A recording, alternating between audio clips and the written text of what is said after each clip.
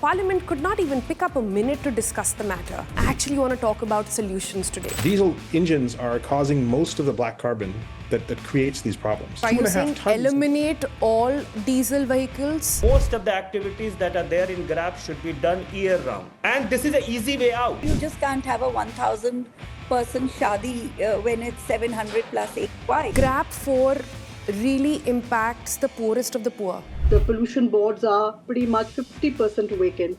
They have very poor training. As we say goodbye to 2025, what exactly is the solution for pollution? Hi there, I'm Sonal Mehrotra Kapoor, and one word that we have discussed perhaps the most this year, no prizes for guessing, it is pollution. One word, a walking red flag for anyone living in Delhi and NCR. You can dread it, you can run from it, but pollution still arrives the same year after year. And 2025 has been no exception. As winter set in, the national capital began choking once again. Air quality slipped from poor to very poor to severe to hazardous.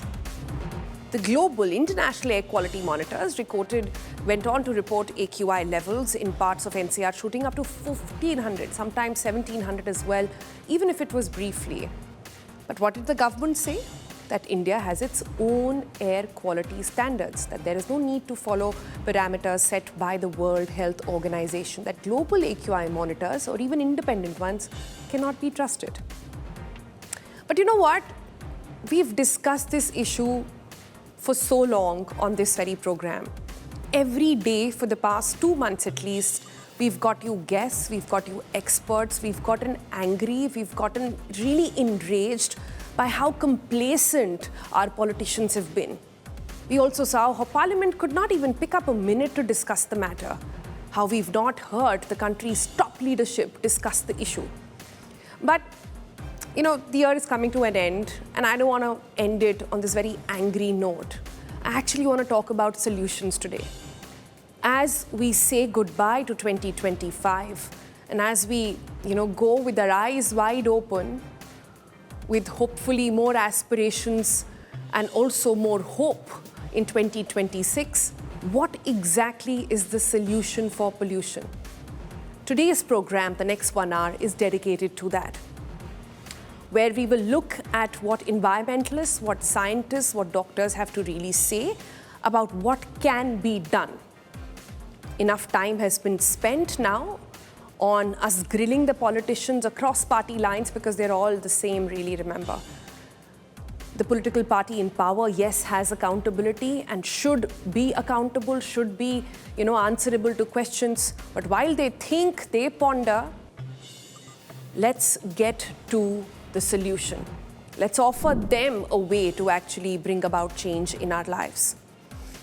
On that note, let me bring up my guest list today. All right, joining us today on this very fascinating debate where we are only discussing solutions for pollutions, with us is, I would like to call our pollution family, the experts who have defined time and again what can be done if only those in power were there to listen. All right, let me start with Vimlendu Jha, Environmentalist CEO, Green the Map. Also with us is Chandra Bhushan, CEO of International Forum for Environment, Sustainability and Technology, iFOREST. Mr. Devabhaktuni Srikrishna, Engineering and Public Health Researcher and founder of PatientKnowHow.com. Very delighted to have Bharati Chaturvedi with us. She's the founder and director of the Chintan Environment Research and Action Group. And then the warrior mom, Bhavreen Kandhari, is with us. She's an environmental activist, clean air strategist as well. All right, so here we are, folks. We've spent a good part of 2025 talking about what is wrong with pollution. I want to spend some time before we end this year and before we say hello to 2026 on a positive note.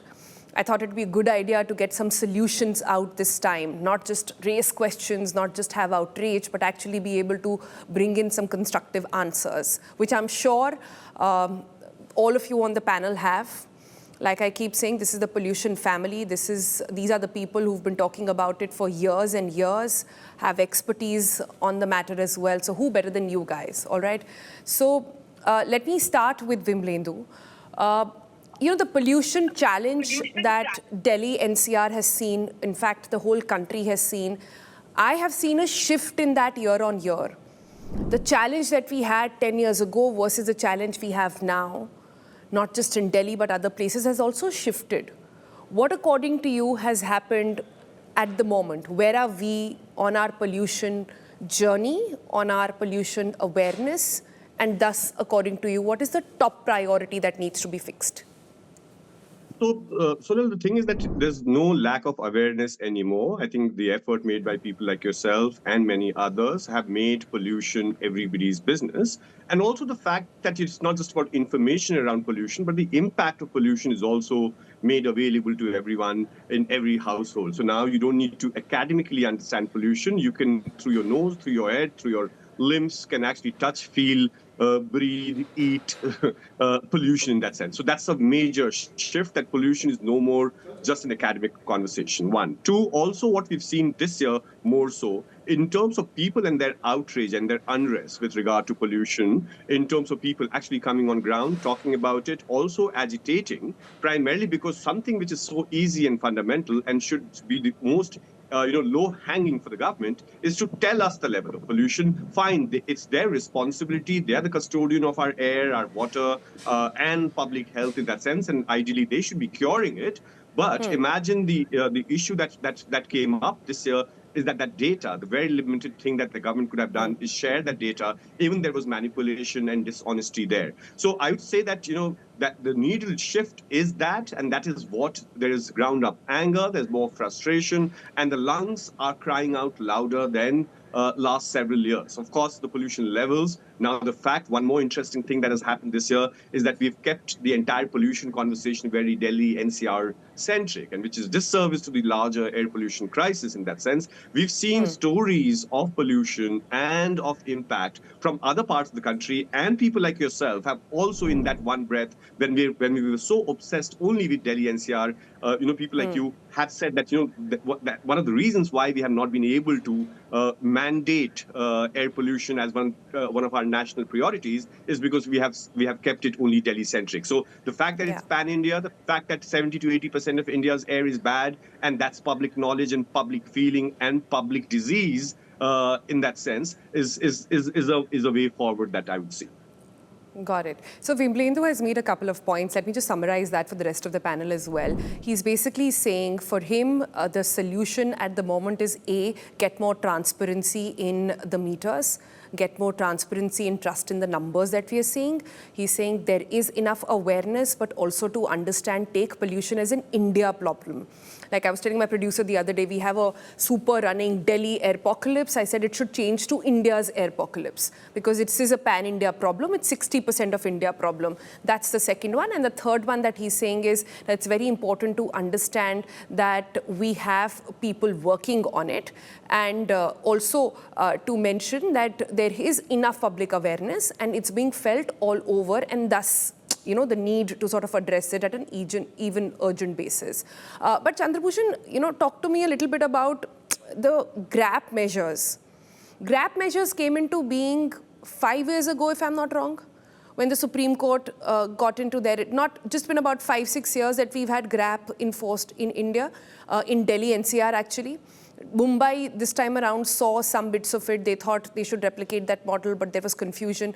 Do you think at the levels that we are at the moment, is GRAP still a solution, even if a short-term solution? See, first of all, you need to understand that till level 3 of GRAP is something that we should be doing year-round. I don't understand why we need to say that we need to stop burning waste only during pollution season. And that will happen in GRAP 3 or dust management. So till GRAP 3, all the activities that are listed should be done year round. It is the responsibility of municipality. One other thing we miss all the time is to hold municipal corporations accountable. What is NDMC doing or MCD doing? We go to state government and union government. But the fact is, till GRAP 3, everything that needs to be done is to be done by local government.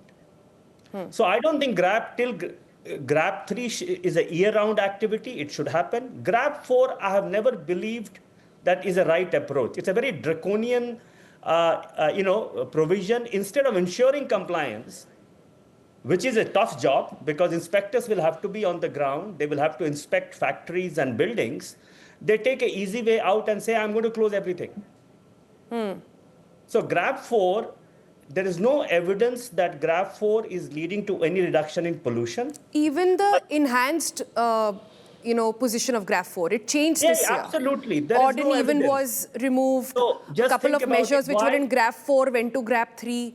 You're saying under the revised definitions, GRAP 3 should be enforced all year round. Yes, absolutely. Only in Delhi NCR. I mean to say it is depending on state governments, wherever there is an air pollution crisis. First of all, Sonal, let me rephrase what I'm saying. I don't think we need GRAP the way it is being done in Delhi NCR anywhere in India. Most of the activities that are there in GRAP should be done year round. The draconian provisions of GRAP is not leading to any result. Last 2 days, air quality has improved not because there was GRAP 4, because the wind speed was more than 10 meters per second. Okay. So one needs to understand, and this is this I have been talking about for the couple of years, that why are you doing something which is not leading to any result? And this is an easy way out. We have a law, and the job of the government is to enforce that law, to ensure compliance.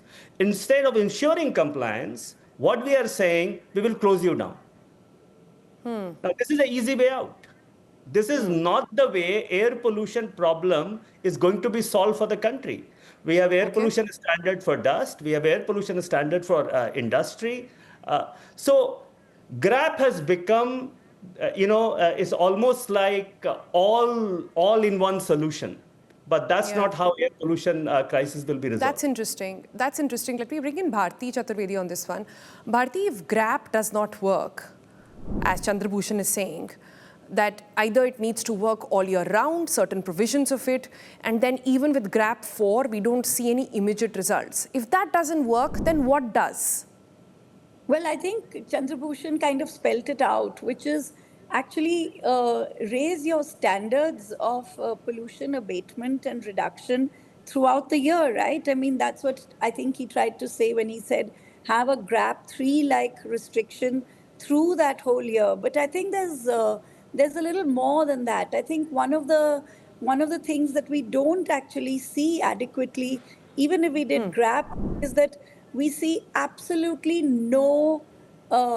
we see an attitude of don't inconvenience the public. I find that very problematic because I think that the kinds of changes that we will have to make as a country socially, those are completely ignored. For example, you just can't have a 1,000-person shadi when it's 700 plus AY. You can't just go on living as if everything is normal. And I find that we don't have enough of a social self-restraint. And I think we've got to figure out how to do those, whether it's by, there's several possible things. But Bharti, can I bring in another perspective here? Yeah. GRAP 4 really impacts the poorest of the poor. We had a report yesterday where our reporters went to the area where you have all the labor chowks, right? Yeah. Where all the laborers come there, they earn their dihadi, which for everybody English watching viewers, let me tell you, it's like a open sort of marketplace for you to come and hire daily wage workers for whatever odd jobs that you want. It could be construction work, it could be cleaning, it could be anything like that. They said that GRAP 4 for them is like the pandemic. GRAP 4, they've not had jobs. GRAP 4 has been enforced in Delhi for the past 2 weeks. They said 2 हफ्ते से कोई भी आमदनी नहीं हो पाई है. It hits the poorest of the poor the most. And I mean, for them, it's a double-edged sword because they're not just losing their lungs, they're losing their livelihoods as well. So let me come in on that because that's something that we work on. My larger point was that the elites are just carrying on. And if you want to talk of livelihoods, there are people like even municipal karamcharis, if we want to talk about government actors, but even other actors, street vendors, waste collectors, all of them who, the studies that we've done are showing that they have significantly higher lung damage. And the second point that I think is it's really ridiculous that we're not really paying any kind of compensation, which we had discussed. I mean, at this point, there's a whole conversation on parametric insurance for heat. So I really see no reason why we can't apply the same logic to air pollution. I mean, and that's what you're saying compensate them for every day of no work, every day of GRAP 4. That's very unregulated sector. You know, doing that is complicated. So it's not that complicated. It's not that unregulated. There are ways to prepare for it. If you want to do it at 1 day's notice because you've got GRAP 4 with no preparation, then you can't do it. And that's the problem with the way that we've handled air pollution. We start thinking about it by late September. You need to use the whole summer to be prepared, whether it's parametric insurance or whether it is actually completely changing the nature of what can be done. We even don't have a system at this point to stop marathons and cricket matches. I mean, it's completely disgraceful in all these cities. So many of these cities are under NCAP. So we actually are very poorly prepared. I think fundamentally, we don't have databases. So what's your solution out of this? My solution is start working on from 1st of March, get the money, get ready, be completely ready for 30th September. Whether it's insurance, parametric, or anything else. We just don't do it. Okay, so the solutions we've got so far, let me just sum that up. It started with Vimlendu saying, give us more trustworthy numbers. Then it went to Chandra Bhushan, who said that GRAP needs a completely new outlook. It has to be year-round and it needs to change in several measures. And then to Bharati saying that whatever measure you take, it can't start in November, it has to actually start in March. And then you have to look at compensation on different points. So I've got 3 points so far. I'll come back to Chandra Bhushan. I know you want to make a point. Let me go to Devabhaktuni to understand his solution. What do you think? For me, the largest, this is very simple and very known, and very thankfully, the Transport Minister Gadkari also, recognized this yesterday, where he said that we understand that the maximum pollution particulate matter, in fact, that is coming in and damaging our lungs, 2.5, PM1, etc., is all coming from vehicles. What exactly your specific solution for combustion, for vehicular pollution in Delhi? Because in fact, this is not a Delhi problem, this is all across metros problem. Mumbai, that's the issue, might be more dust actually, construction dust in Mumbai. In Kolkata, that's the same issue. In cities like Kanpur and Lucknow, it's the same issue as well. It's largely traffic. So how do we fight that? That's a really good question. I think as you saw recently, the air cleared up in Delhi because of the winds. And the fundamental issue is not just the pollution itself, which is a kind of a constant, but also the stagnation and the lack of ventilation. And so the winds is a horizontal ventilation. So when there's wind, you're lucky and it gets out of the way. When there's another kind of ventilation, which is vertical. And the vertical ventilation is what is actually creating the entire hazardous conditions when people are suffering, going to the hospital. And it's basically the air is not, the particles are not able to escape. They get a temperature inversion. And so the goal of the policy, specifically with respect to pollution, needs to be how do you avoid the vertical stagnation? That's because that's what will let the particles get out. Because we know that they can get out. We just saw it a few days ago. And so what's stopping it from getting out is a temperature inversion. And there's basically warming of the atmosphere hundreds of meters up relative to the ground. And what this does, normally the air will rise to the top and then escape. That's when there's sunlight, especially during the day in the midday hours, the sun will warm the ground and then the air will heat up and then it'll rise. And that's how it escapes. And so in addition to the horizontal when there's wind, it's also vertical escape. What's the failure that's happening, and the science, we actually are very lucky in some sense because there's decades of research that's now published that show these things very clearly in the research literature. So what's your solution to that?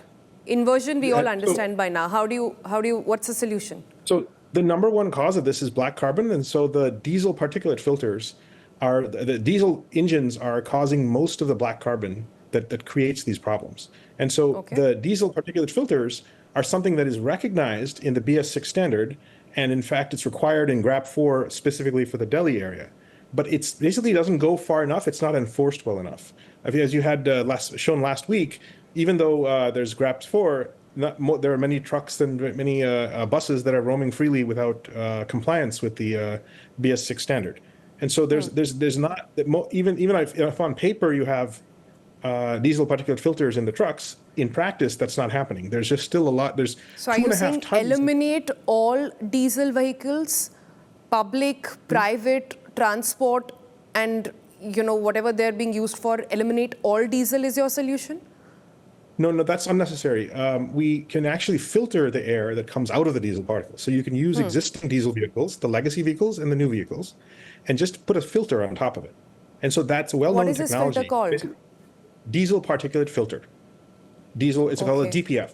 It's a technology that is used worldwide, all over the world, US, Europe, everywhere. And it's actually retrofitted on old vehicles. And so you basically, as a public policy, you can actually say, all right, these have to be upgraded, so then they can operate normally with removing 90%, 95% of the particles that they would otherwise. So it's like a contraption that can just be fitted into older vehicles? That's right. That's right. It's literally a filter. And how expensive is it? It has a cost associated with it, and it's certainly much cheaper than replacing the vehicle. I can actually look into that. I'd have to get back to you. But basically, it's a much lower cost solution than actually wholesale replacing it to EVs or to other kinds of other solutions. It's a very low cost intervention, but it has to be enforced. That's interesting. That's interesting. Yeah. A particulate matter filter that can be attached to older vehicles, that you don't have to scrap them, you don't have to, sort of just eliminate all those vehicles, remove them from the streets. That's very, very interesting. I would love for you to sort of dig into some costs and give that as well, since we're talking solutions. And we can clip out this interview and send it to the government as well and say, listen, this is available. Okay, but I know Bhavreen hasn't spoken so far. Bhavreen, what is your solution? So, Sonal, something that I think many of us have been already saying, like for years now, I think since 2018 or 19 on the RTI, that there is a huge need of a systemic changes that are needed. So everything that's being said right now, whether you want to work on vehicles or whether you want to work on waste or you want to work on a daily, violations, waste burning violations, industrial. Now, what exactly is needed for that? You need real boots on the ground, and we don't have that. The pollution boards are pretty much 50% vacant. They have very poor training. I mean, it's not only the pollution boards. Take any department, take the forest department, take your traffic police, take your fire service. Every department as of now has huge number of vacant posts. They're understaffed. They do not have the right training, especially at a time like we are in an emergency situation. At this point, in fact, you should be having quick reaction teams and extra, the CRPF jumping in and, SOPs to actually react when there's a fire, when there is a violation that's being reported from, the endless, even the last 5 days, I can show you endless violations from Munka, Bhavana, where is Bahadurgarh? I agree with Bhavreen. Nothing will work, no solutions will work if we don't staff, and the implementation has to be enforced. So please give the proper funding required to these departments and make them the custodians of sort of enforcing that thing. I like that solution also. They have to be empowered in every way. They have to be empowered. In every sense, with equipment, with even weapons. I mean, the forest department, they're getting beat. When a couple of forest guards, they were during the Chhat Puja, they came into the southern ridge, and they stopped people. Some people were digging, to make that pond or whatever. They beat them up. And this was taken to the police. They were threatened there to take the case back. The case was taken to the court. Nothing has happened. So, they don't even know how to protect themselves. They don't even have some weapon to actually protect themselves, the people. So something so basic. Forest department for so long didn't even have uniforms, So you have to empower your officers. You have to make your, there can be thousands. You just built a central vista with I don't know how many thousands of crores. You can have enough cameras. You can have enough surveillance for violations. All those kind of modern technology can be brought in. But everything needs to be done on the sources of emissions. anything that's being done or post pollution is a farce. I can tell you that is not going to work. And we've had enough of that from smog tower to now, whatever is being done in terms of sprinkling, etc. So whenever somebody says there's a gadget that you put on something to reduce pollution, it's not working. It's just a farce. And I'm not going to mince any words with that. All right. Well, that's a wrap from all of us. I can make one request. One to the government and perhaps one to the people watching. To those in power, please, please prioritize air pollution. That's my only hope from you. That's my only demand. Prioritize clean air. That's fight every election on this issue, dedicate all the money, prioritize people's health, because you don't know long term what's going to happen.